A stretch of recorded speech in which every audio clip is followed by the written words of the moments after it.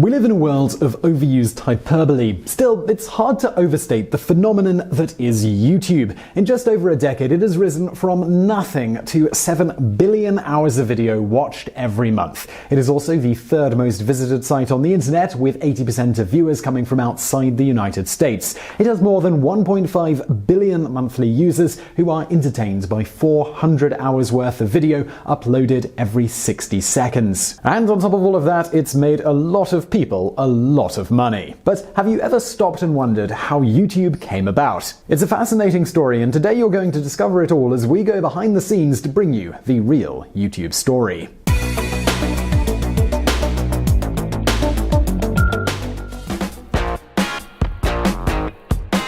It all started with a chance encounter in 1999. Eric Skaggs, a local entrepreneur, was finishing up some work on his website at the Eberly College of Business Computer Lab at Indiana University in Pennsylvania. His website was called GoGetItNow.com and was an amalgamation of email, search engine, and web hosting combined into a single interface. As he was about to leave the building, Skaggs saw a tall guy in a baseball cap coming in. They struck up a conversation, and Skaggs learned that this guy was Chad Hurley. He was a graphics arts major who was looking for an idea for a website. The idea Skaggs gave to Hurley was to provide the inspiration for the YouTube revolution. He told him that in the future, television and computers would become fully integrated. Furthermore, people would be able to use their cell phones to create home videos, and they would want a platform to share them with friends and family. Remember, this was all at a time when there were no cameras in phones, and TV and the internet were very different animals. The idea, well, it was a little overwhelming for Hurley, and he stored it away for future reference. After graduating from Indiana University with a fine arts degree, he started looking for employment in the exciting new internet industry. He picked up a Wired magazine from his local grocery store, which featured the top 10 internet companies.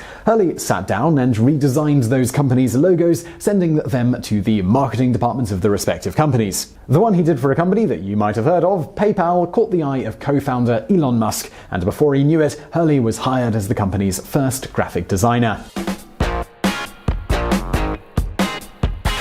It was at PayPal that Hurley was able to pick the brains of the most brilliant techie nerds in the industry. The two smartest guys in the room were Steve Chen and Jawed Karim. Chen was born in Taiwan in 1978, with his family moving to the United States when he was 8 years old. He attended the Illinois Mathematics and Science Academy, where he proved to be a maths prodigy. His passion was computer engineering, and he went on to study computer science at the University of Illinois. He began working for PayPal in 1999, a few months before Hurley. Jawed Karim was born in Merseburg, Germany in 1979, moving with his family to the US when he was 13. From the start, Jawed was a computer whiz. In school, he wrote computer programs, posting them on the internet for free. He also helped to set up the school's email system. Just like Steve Chen, Karim went to the University of Illinois, where he studied computer science. After a number of internships with a range of technology companies, he sought employment with PayPal in the year 2000, where he was put to work on designing the company's anti-fraud security system. Hurley, the graphic designer, Chen, the engineer, and Karim, the systems guru, soon found each other and spent more and more time brainstorming ideas for their own startup. For 5 years, they kicked around ideas while building up their knowledge and experience at PayPal. Then, in January of 2005, Hurley was hosting a dinner party at his home. Chen was in attendance, and he began using a camcorder to take some video of the festivities. The next day, they wanted to share the video with those who had been in attendance. The problem was that the video files were way too big to send over email. And even though there were a few photo-sharing websites such as Flickr and Shutterfly, nothing existed for the sharing of video online. It was at this point that the seed that had been planted years before came to life. Teaming up with Karim, they decided to create a website to share videos. The idea was to use the video sharing platform to create a dating site. People would post videos of themselves, and they could view these and respond if they liked what they saw. They called it Tune In, Hook Up. They launched this site within days and then waited for the users to come. However, well, nothing happened. In an attempt to get some content up on the site, they placed ads on Craigslist, offering to pay people to post videos. Still, no one was interested, and Tune In, Hook Up became a huge flop. The trio, they were disheartened but not dismayed. Shortly after the demise of their first joint venture, Jawed was frustratingly searching online for a video of Janet Jackson's infamous 2004 Super Bowl halftime show wardrobe malfunction. Because there was no user-friendly platform for sharing video content, he was unable to satisfy his breast fetish. Together with Hurley and Chen, he decided to do something about it. Stripping away the lame dating concept, they were left with a video uploading and sharing platform. All they needed now was a name for their website. On February 14, 2005, in a humble apartment above a California pizza shop, the trio began building their new website. Initially, apparently in reference to Janet Jackson's unwitting contribution, they wanted to call it BoobTube. Realizing that sounded too much like a porn site, they began playing around with words that conveyed the idea of personalized television. Harking back to the days when the TV was called The Tube, thanks to the cathode ray tube that powered it, one of the three, no one knows which one, came up with YouTube. It sounded perfect. It was short, catchy, fun, and it perfectly summed up what they were about. When Hurley applied to register the domain name, the idea was to go with YouTube with a U instead of YOU. However, that domain was already taken, which forced him to proceed tube with the three-letter word U. Hurley, Chen, and Karim immediately set about writing down the goals for YouTube. At the top of their list was ease of user experience. Loading and watching videos had to be super easy, so that even the most computer-illiterate person could do it. They then divided up the workload. Chad Hurley was in charge of the look and design of the site, as well as tagging and labeling loaded videos to make them easier for viewers to find. Steve Chen was the engineer who made sure that the site was running smoothly and that videos played without lagging. Jawed Karim, meanwhile, used his programming skills to get the site up and running and looking great. Unlike the other two, Karim chose not to be an employee of the company. Instead, his role was that of an informal advisor. This allowed him to focus on his graduate studies in computer science at Stanford University. The first video ever uploaded onto YouTube was an 18-second clip long of Karim at the San Diego Zoo entitled Me at the Zoo. You can still watch this historic clip on the site, where it has been seen by more than 30 million people. Hurley, he was put in charge of marketing. He started a competition where a different YouTube user was given an iPod Nano every day for 8 weeks. People earned points by referring a friend or posting a video. The more points you gained, the greater your chances of winning the iPod. The promotion worked, and people began flooding the site with video content.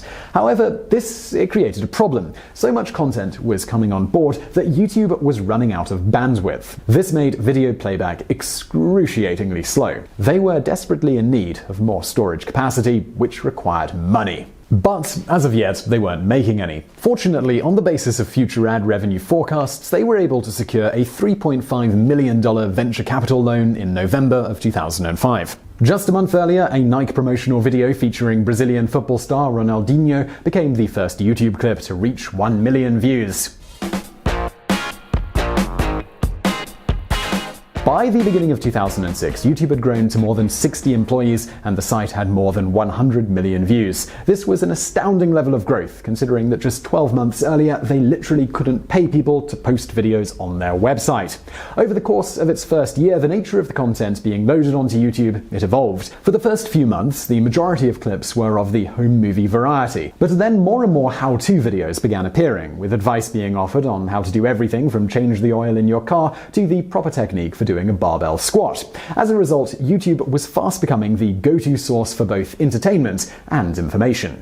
In June 2006, YouTube entered a contract with NBC Television. This marked a U-turn by NBC, who had previously forced YouTube to remove a Saturday Night Live clip after it became viral online. Now NBC agreed to pay YouTube to place promotional clips of their shows. These were things such as behind-the-scenes interviews and other features.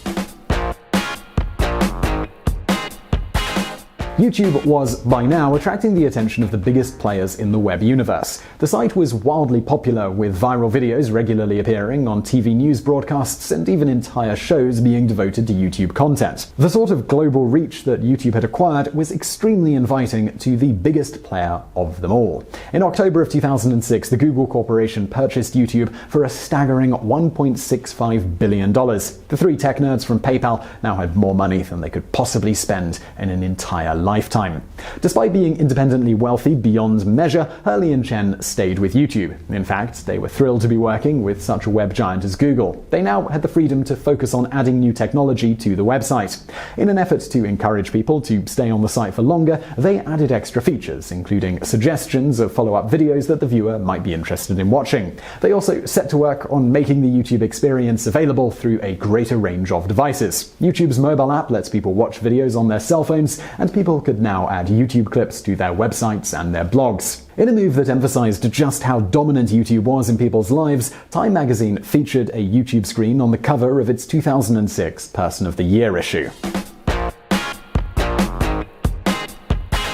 In May 2007, the YouTube Partner Program was launched. This allowed people who uploaded videos to have a share in the ad revenue generated by the advertising that was played during their video. Now, for the first time, everyday people were able to turn their hobbies into successful online businesses. The program, which is still in operation today, pays uploaders around 55% of the ad revenue. Over the last decade, this revenue source has paid off big time for a relatively small number of creators who are known as YouTubers, who have created massive followings and huge annual earnings. They have also been able to leverage their popularity to obtain sponsorship deals with merchandisers who are keen to get their products in the videos. Some of these YouTubers have even landed movie and TV roles as a result of their online fame. 2007 was also the year that YouTube began impacting politics. 7 of the 13 candidates for the presidency of the United States announced their campaigns through YouTube. This was followed by the first YouTube presidential debate, which featured questions submitted by viewers. Then, in 2009, the capability was introduced to upload and watch 3D videos on YouTube. That same year, the staggering milestone of 1 billion views per day was reached. Less than 3 years later, that number had mushroomed to 4 billion. The first video to reach 1 billion views was the unforgettable Gangnam Style by Psy, which reached the milestone on December 21st, 2012. In 2011, the new feature of live streaming was added. Now major world events could be watched in real time, making YouTube a viable alternative to the television set. But YouTube was soon to prove that it was more than just a recorder of historical events. January 25th, 2011 was a day of protest against the government of President Mubarak in Cairo, Egypt. Throughout that day, video of the proclaimed Day of Rage began appearing on YouTube. This inspired and emboldened thousands of Egyptian citizens who came pouring out into the streets. The protests went on for 18 days, and the protesters were able to use YouTube, along with Facebook and Twitter, to galvanize the support that would eventually lead to change. Mubarak's regime reacted to the skillful use of the internet on the part of its detractors by imposing a sweeping crackdown of the internet. This only further enraged the protesters, eventually forcing Mubarak to step down and democratic elections to be held for the first time in decades. In 2011, there was also a major overhaul of the website's look. The video channels were displayed in a central column, and the YouTube logo was updated. The Google Chrome browser was also integrated so that viewers could watch YouTube directly through Google+. 2 years after that, YouTube began offering paid subscriptions. For a monthly fee, this service allowed subscribers to watch longer, ad-free videos, as well as movies. So what are the founders of YouTube up to now? Well, in October of 2010, Chad Hurley stepped down as CEO of YouTube, handing over the reins to Salar Kamanga. He committed to staying on as an advisor to the company. Steve Chen left the company at about the same time, and the two began working together on a new venture, Avos Systems. Their headline product was an iPhone app called Mixbit, which allows users to shoot, edit, and share video clips. Avos Systems has acquired a number of other companies, including Delicious and Tap 11. Chad Hurley was also a major sponsor of the US F1 Formula One racing team. He is also a part owner of the NBA team, the Golden State Warriors, and the MLS Los Angeles Football Club. In 2014, after 15 years of collaboration, Chen and Hurley parted company. Chad took over full control of Mixbit, while Chen went over to Google Ventures as an entrepreneur in residence. Making it clear that there was no animosity in the parting, Chen explains, "Actually, it was a very personal and difficult decision to make, but with the decision to turn Avos into Mixbit, it became pretty clear. Mixbit was Chad's idea before he started Avos and even at YouTube, and if I feel driven to work on other projects, then I'm just getting in the way of Mixbit and the team." Jawed Karim completed his graduate studies at the University of Illinois, emerging with a master's degree in computer science. Of the three founders, he received the lowest portion of stock. However, this was still enough for him to earn around $64 million from the sale to Google. In 2008, he launched University Ventures, which provides mentorship, expertise, and contacts for college students who want to take innovative projects to the next level. Karim was also one of the first investors in Airbnb in 2009. Towards the end of 2013, Karim hit the headlines when he objected, along with many other YouTube users, to Google's requirement that commenting on YouTube videos only be done through a Google Plus account. He showed his displeasure by changing the description on his iconic Me at the Zoo video to read, "I cannot comment here anymore since I don't want a Google Plus account." As a result of Karim's stance, backed up by a 240,000 signature petition, Google dropped its requirement that commenters must use their Google Plus product.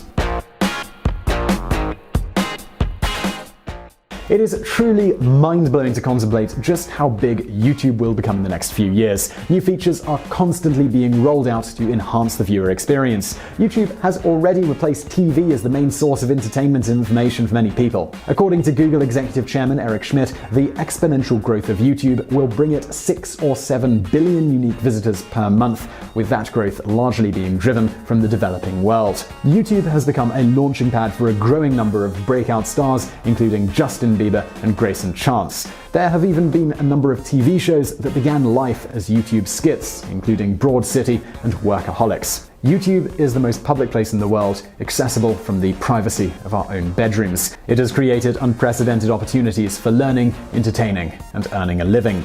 But just like anything, YouTube, it can be abused. For one thing, it can be mind-numbingly addictive. You might sit down to watch a 3-minute clip, and 3 hours later, you're still slouched in front of the computer watching cats playing piano, or hopefully, watching one of our videos. And while speaking of biographics videos, please do not forget to subscribe. We put out brand new videos every Monday and Thursday. Now, obviously, this video was a bit different. It's our first biography of a company. Please let us know what you think of it in the comments below. Also, give it a like if you did like it. Suggestions for companies that you might be interested in us doing, again, leave those in the comments. And as always, thank you for watching.